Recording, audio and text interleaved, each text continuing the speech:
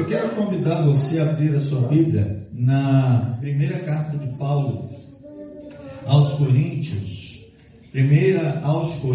capítulo 12, versos 12 e 13. Diz assim a palavra de Deus: porque assim como o corpo é um e tem muitos membros, e todos os membros, sendo muitos, são um só corpo, assim é Cristo também, pois todos nós fomos batizados em um Espírito, formando um corpo, quer judeus, quer gregos, quer servos, quer livres, e todos temos bebido de um Espírito. Assim nos diz a palavra do nosso Deus. Amados, eu quero começar com uma pergunta que parece muito óbvia, mas não é tanto assim. A pergunta é: o que é igreja? Para seu governo, essa é uma pergunta que sempre aparece em concílio. Quando um concílio de pastores se reúne para examinar um candidato a pastor, essa é uma das perguntas que nunca vai faltar. O que é igreja? Se você for perguntado sobre o que é igreja, qual seria a sua resposta? Porque a maioria das pessoas pensa na igreja como um lugar. Nós dizemos: eu vou à igreja. Você saiu de casa hoje e certamente você saiu com esse pensamento: eu vou à igreja. E aí nós associamos a igreja a essa construção, a esse espaço entre esses muros. Nós acabamos criando, fortalecendo esse paradigma de que a igreja é um prédio, ou que a igreja é uma organização. Mas na linguagem da Bíblia, igreja não é prédio. Igreja não é organização humana. Na linguagem da Bíblia, há uma ideia muito mais profunda da palavra igreja. E eu gostaria de, nesta manhã, pensar sobre isso com você, nessa ideia que tem por trás da palavra igreja. Como é que é a Bíblia, como é que o Senhor, como que Deus nos ensina a olhar para a igreja. Primeiro, eu quero fazer um aprofundamento com os irmãos sobre o significado da palavra igreja, a palavra que aparece nos escritos na Bíblia. Então, a palavra igreja, que nós falamos igreja, ela deriva da palavra eclésia, que é uma palavra grega, que, por sua vez, é a divisão de duas, é a junção de duas palavras. Ek, que significa fora de alguma coisa, e kalel, que é um verbo chamar. Então é chamar para fora. A ideia original da palavra é essa: chamar para fora. Essa palavra eclésia, ou eclesia, como preferirem, ela é a tradução da palavra no Antigo Testamento Kahal. Essa palavra do Antigo Testamento, ela se referia a uma reunião que acontecia fora dos muros da cidade. Então, a cidade acontecia dentro dos muros, pensa numa cidade murada, e de vez em quando eles faziam uma convocação para que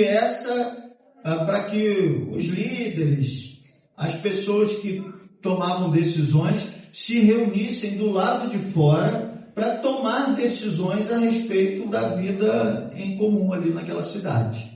Então essa a ideia de chamar para fora para fazer essa reunião. E aí a Septuaginta, que é a tradução grega do Antigo Testamento, que se usava nos tempos de Jesus, traduz carral por eclésia,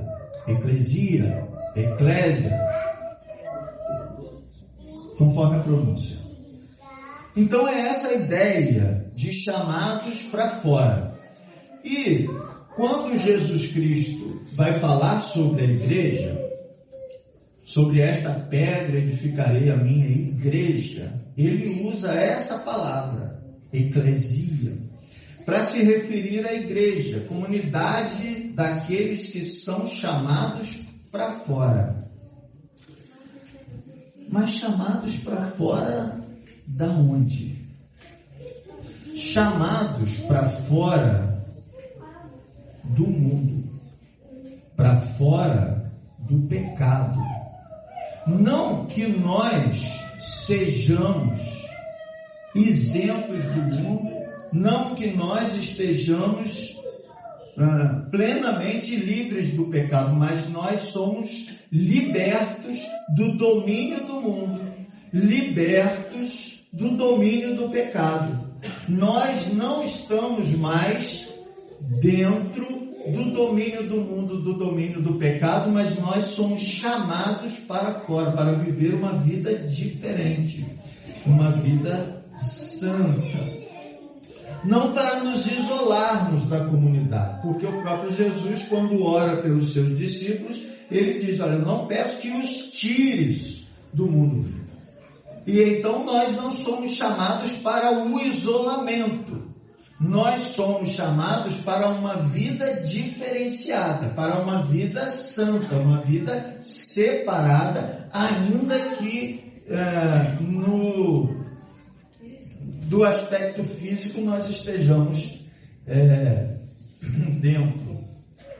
Por isso Deus nos chamou da escuridão para a sua maravilhosa luz.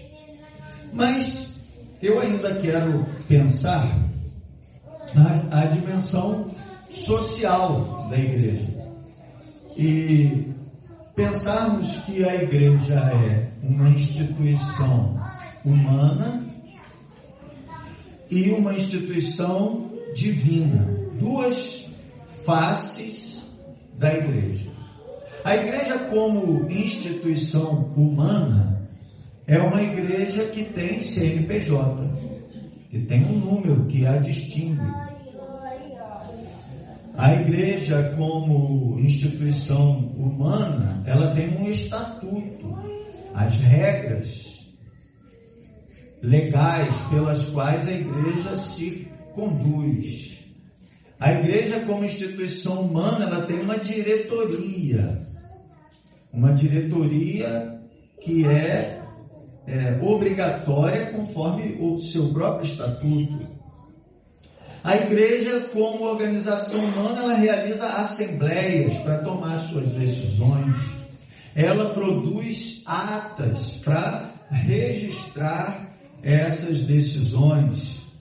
A igreja, como instituição humana, ela precisa ter uma organização contábil. Ela precisa entregar ao Estado suas declarações. Essa estrutura, ela é necessária. A igreja precisa estar dentro da legalidade. É muito necessária essa estrutura. O problema é quando essa estrutura vira a finalidade da igreja. O problema é quando essa estrutura deixa de ser secundária, deixa de ser um meio para se tornar um fim. E qual é o fim? Qual é a face principal da igreja? É que a igreja é uma instituição divina. Que a igreja, ela tem Cristo como cabeça. O texto que nós lemos diz que o corpo é um e tem muitos membros. Nós podemos ser qualquer membro, menos um.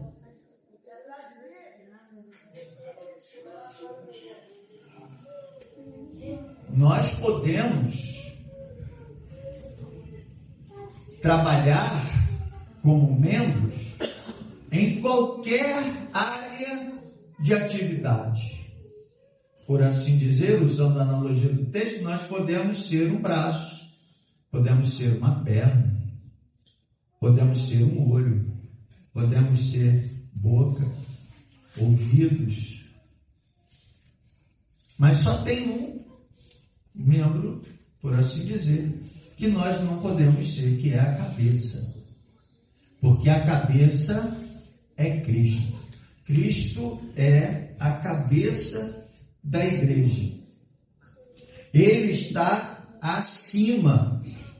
Ele é que pensa. Ele é que organiza a igreja como instituição divina. É Ele quem governa. É Ele quem dá os comandos, toda a orientação. A igreja, como instituição divina, ela tem o seu código. Ela tem um estatuto próprio. Assim como a igreja, como instituição humana, tem um estatuto com artigos escritos que organiza. Outro dia, uma líder da igreja me perguntou sobre determinada atividade que ela estava preparando. E ela me perguntou assim: pastor, eu posso fazer assim, assim e assim? E aí eu virei para ela e falei assim: irmã, eu não sei te responder de pronto, porque é possível que o estatuto da igreja não permita. E aí eu pedi a ela: me dá alguns minutos que eu vou consultar o estatuto, se ele diz alguma coisa a respeito disso. E eu fui lá, abri o estatuto da igreja e não tinha impedimento nenhum que ela fizesse aquilo que ela estava propondo. Então veja, nós temos o estatuto, as regras da organização da igreja, mas acima desse nós temos um outro estatuto, que é a Bíblia, que é a única regra de fé e prática da igreja. O estatuto Bíblia, palavra de Deus, está acima do estatuto da organização, daquele estatuto que nós, como igreja, votamos e aprovamos. Qualquer que seja o artigo ou orientação que haja ou que se tente colocar no estatuto da igreja e que esteja em desacordo com a Bíblia, não pode. A Bíblia é a nossa regra de fé e prática. A gente pode, dentro dos limites da Bíblia, organizar a nossa vida. Nós temos cabeça, que é quem governa, quem dirige a igreja. Nós temos uma regra de fé e prática, que é a palavra de Deus. Nós temos dependência divina. É importantíssimo que nós, como igreja, sejamos debaixo da dependência de Deus. Por que eu estou falando isso tudo? Porque às vezes a igreja se perde na estrutura. Qual é o fim da igreja? Obedecer a Deus. Qual é o fim da igreja? A finalidade, realizar a obra de Deus. A organização humana é um meio para se fazer isso. Então a gente tem assembleias, porque a assembleia nos ajuda a otimizar os nossos esforços, os nossos recursos, aquilo que a gente tem para fazer. Nós temos assembleia porque eleger uma diretoria nos ajuda a impulsionar o trabalho de Deus. Nós temos uma organização porque estarmos em acordo, estarmos regulares dentro do Estado brasileiro nos ajuda a realizar a nossa obra. Então, a estrutura, o templo, o espaço físico que nós possuímos, embora isso não seja a igreja, isso seja estrutura, isso nos ajuda a realizar a obra de Deus. Não é finalidade da igreja um templo. Não é finalidade da igreja terreno. Não é finalidade da igreja construção. Isso é meio. Por que eu estou falando isso, irmãos? E preciso frisar e enfatizar muito isso. Porque a gente pensa muito na estrutura e se esquece do que verdadeiramente importa. Antes de construir o templo, nós precisamos construir a igreja.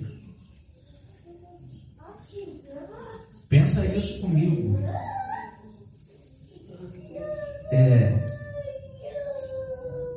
Aplique ao seu coração isso que Deus está nos falando.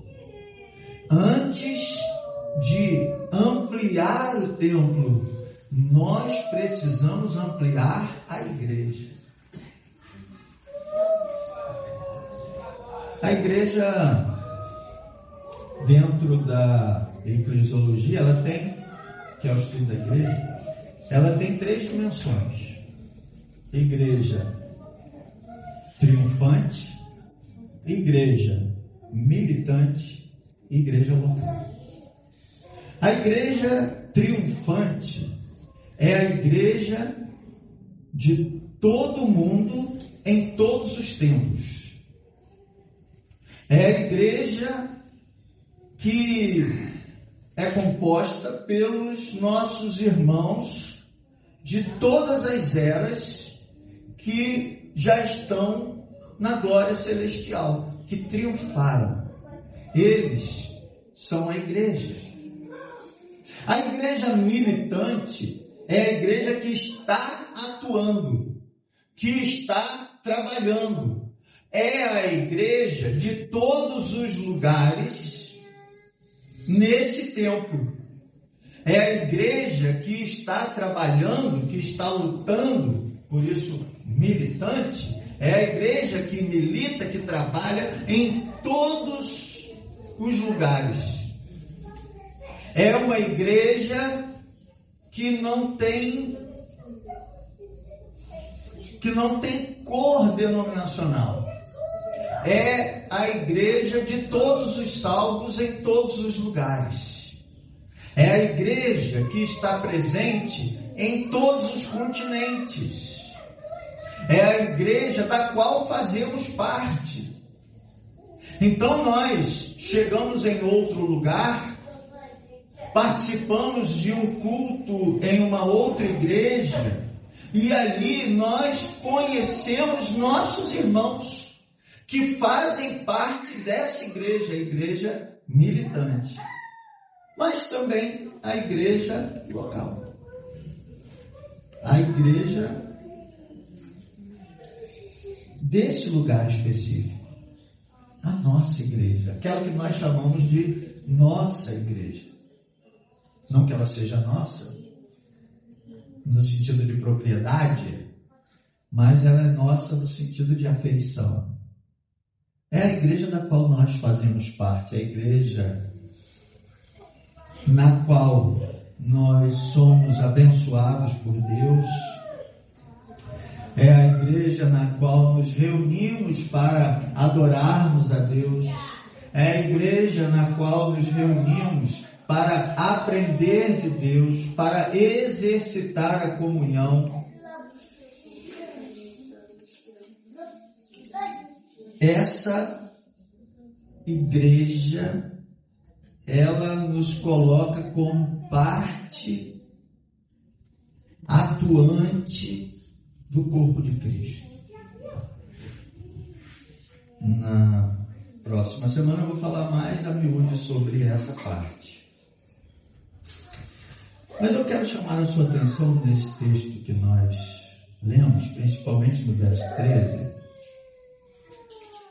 que ele vai dizer assim: porque assim como o corpo é um, tem muitos membros, e todos os membros, sendo muitos, são um só. Eu vou parar aqui um pouquinho antes de ir para o 13, para chamar a sua atenção para uma coisa aqui, olha.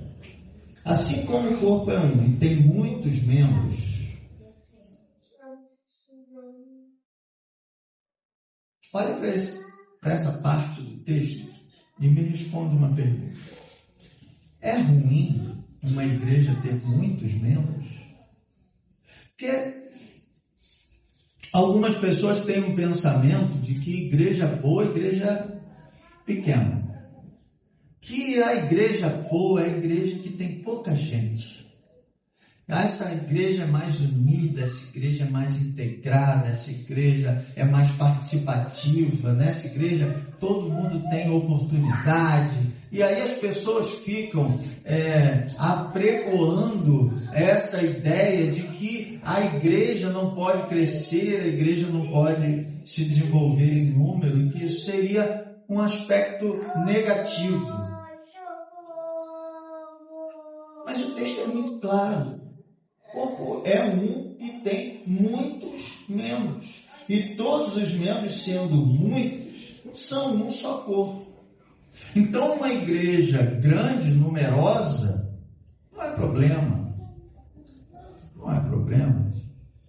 Jesus realizou a ceia com 12 discípulos. Dava ali uma ideia de igreja, a igreja originária. Mas, logo em Atos 2, nós vemos uma igreja com milhares de pessoas. E não tem problema.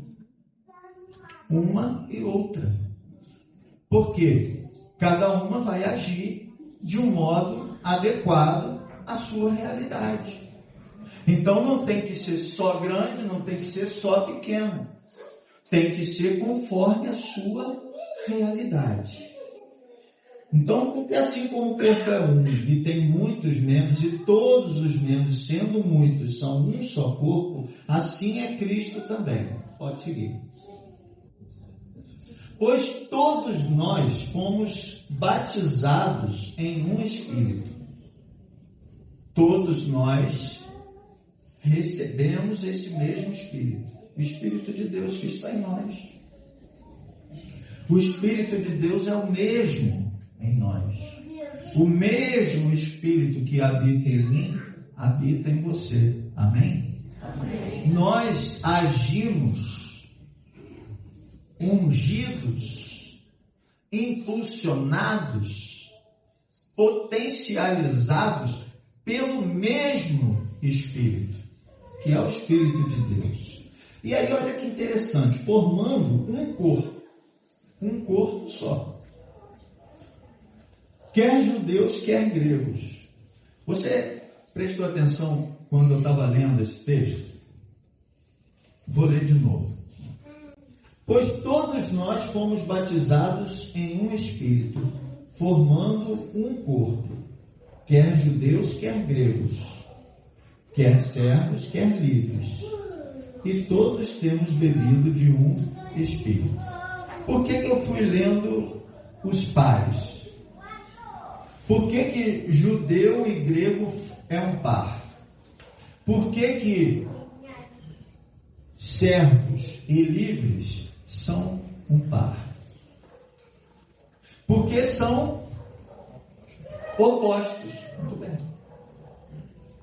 Porque judeu é aquele descendente de Abraão, no contexto aqui. E grego é todo mundo que não é.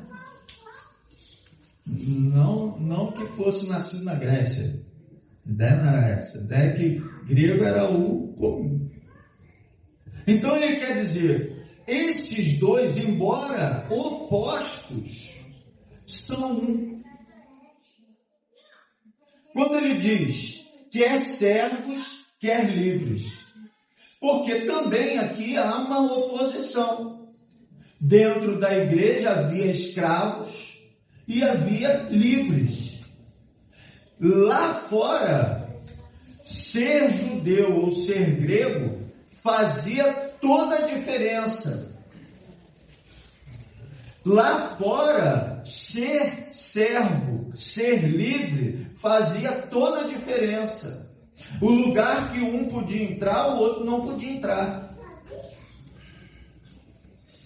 A forma de vida de um era totalmente diferente do outro. A cultura de um era totalmente diferente da cultura do outro. Só que dentro da igreja, eles são um só. Não importa se é o doutor ou se é aquele que nunca estudou. Dentro da igreja, eles são um. É aí que está a nossa força. É aí que está a força da igreja. Pensa nos discípulos que Jesus escolheu. Não era todo mundo igual. Ele escolheu pessoas diferentes. Mais novo, mais velho. Ele escolheu um pescador, um coletor de impostos. Ele escolheu gente diversa dentro do seu corpo de discípulos que depois virou o corpo apostólico. Então a igreja é gente. Igreja não é lugar. Eu não tenho nada contra você dizer, eu estou indo à igreja, porque você está vindo aqui na reunião. Também não sou, e aí é uma questão particular, eu respeito muito quem pensa diferente, mas eu não sou preciosista ao extremo de dizer assim, você não pode dizer que este lugar é a igreja, porque o dicionário da língua portuguesa hoje se refere a esse lugar, o templo, como igreja. Então, templo é sinônimo no dicionário em português, sinônimo de igreja. E está tudo bem. Mas, quando eu olho para a Bíblia, na linguagem bíblica, igreja é gente. Igreja é reunião de gente. Igreja é gente salva. É gente resgatada pelo amor de Deus. A igreja é viva. A igreja está presente dentro e fora dos muros. Aliás, a igreja evangeliza fora dos muros. A igreja evangeliza nos horários em que não está havendo culto. A igreja evangeliza quando você está conversando com o seu vizinho. A igreja evangeliza quando você está conversando com o seu familiar. A igreja evangeliza quando você está no seu local de trabalho. A igreja evangeliza quando você está no transporte. A igreja evangeliza quando você está jogando futebol. A igreja evangeliza em todos os lugares. A igreja é um organismo vivo.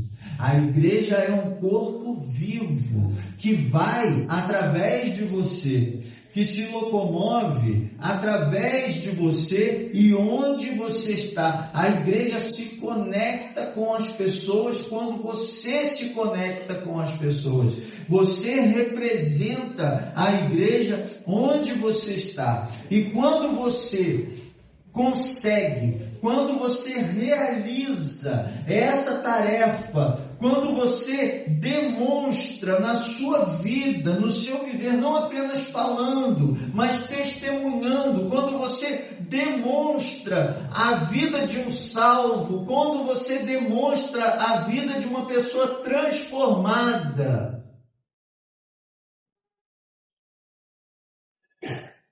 você traz essa pessoa para a reunião da igreja. Eu quero concluir convidando você a viver como membro do corpo de Cristo, sabendo quem você é e que você faz parte da igreja. Você é chamado para viver separado do pecado, separado do domínio do mundo e para levar essa boa nova a todas as pessoas